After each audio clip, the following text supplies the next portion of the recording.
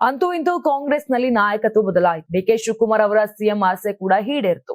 ಆದ್ರೆ ಹಲವು ವರ್ಷಗಳಿಂದಲೇ ಕೆಪಿಸಿಸಿ ಅಧ್ಯಕ್ಷ ಸ್ಥಾನದ ಮೇಲೆ ಕಣ್ಣಿಟ್ಟಿದ್ದ ಬೆಳಗಾವಿ ಸಾಹುಕಾರ ಸತೀಶ್ ಜಾರಕಿಹೊಳಿ ಕನಸು ಮಾತ್ರ ನನ್ನ ಸಾಕ್ಲಿಲ್ಲ. ಈ ಬಗ್ಗೆ ಸುದ್ದಿಗೋಷ್ಠಿಯಲ್ಲಿ ಸತೀಶ್ ಜಾರಕಿಹೊಳಿ ಸ್ಪಷ್ಟನೆ ಕೊಟ್ಟಿದ್ದಾರೆ.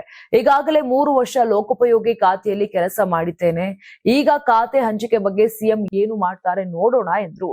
ನನಗೆ ಕೆಪಿಸಿಸಿ ಸ್ಥಾನ ಕೈ ತಪ್ಪಿದ್ದಲ್ಲ. ಹೈಕಮಾಂಡ್ ನಾಯಕರು ಒನ್ ಮ್ಯಾನ್ ಒನ್ ಪೋಸ್ಟ್ ಅಷ್ಟೇ ಅನ್ನೋ ಮಾತನ್ನ 2 ತಿಂಗಳಿಂದ ಹೇಳ್ತಿದ್ದಾರೆ. ಡಿಕೆಶಿ ಅವರು ಬಂದಾಗ ಕಾರಣಗಳು ಇದ್ವು. ಮಂತ್ರಿ ಆಗಿಲ್ಲ ಅಂದ್ರೆ ಕೆಪಿಸಿಸಿ ಅಧ್ಯಕ್ಷ ಆಗ್ತಿದ್ದೆ. ನನಗೆ ಮಂತ್ರಿ ಸ್ಥಾನವೂ ಬೇಕಿತ್ತು ಎಂದು ಜಾರಕಿಹೊಳಿ ಅವರು ಸ್ಪಷ್ಟನೆ ನೀಡೋ ಪ್ರಯತ್ನ ಮಾಡುತ್ತಾರೆ. ನಾನು ಏನು ಸಿಎಂ ಕಾಂಪಿಟೇಟರ್ ಅನ್ನೋದನ್ನ ತೋರಿಸಲು ಕೆಪಿಸಿಸಿ ಅಧ್ಯಕ್ಷ ಸ್ಥಾನ ಕೇಳಿಲ್ಲ. ಸಿದ್ದರಾಮಯ್ಯ ಸಿಎಂ ಆಗೋಕೆ ಈ ಹಿಂದೆ ಅಧ್ಯಕ್ಷರಾಗಿದ್ರ, ಸಿಎಂ ಆಗೋಕೆ ಅಧ್ಯಕ್ಷರೇ ಆಗಬೇಕು ಅಂತೇನಿಲ್ಲ. ನನಗೆ ಅಧ್ಯಕ್ಷ ಸ್ಥಾನದ ಜೊತೆಗೆ ಸಚಿವ ಸ್ಥಾನ ಎರಡೂ ಬೇಕು ಅಂತ ಹೇಳಿದ್ದೆ ಅಂತ ಜಾರಕಿಹೊಳಿ ನಾನು ಮನಸ್ಸು ಮಾಡಿದ್ರೆ ಕೆಪಿಸಿಸಿ ಅಧ್ಯಕ್ಷನಾಗ್ತಿದ್ದೆ ಎನ್ನುವಂತೆ ಮಾತನಾಡಿದ್ದಾರೆ.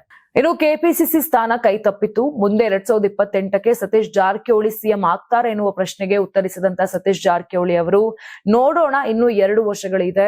ಬಿ.ಕೆ. ಹರಿಪ್ರಸಾದ್ ಮುಂದೆ ಸಿಎಂ ಯಾಕೆ ಆಗ್ಬಾರ್ದು ಎಂದು ಪ್ರಶ್ನೆಯನ್ನ ಕೂಡ ಮಾಡಿದ್ರು.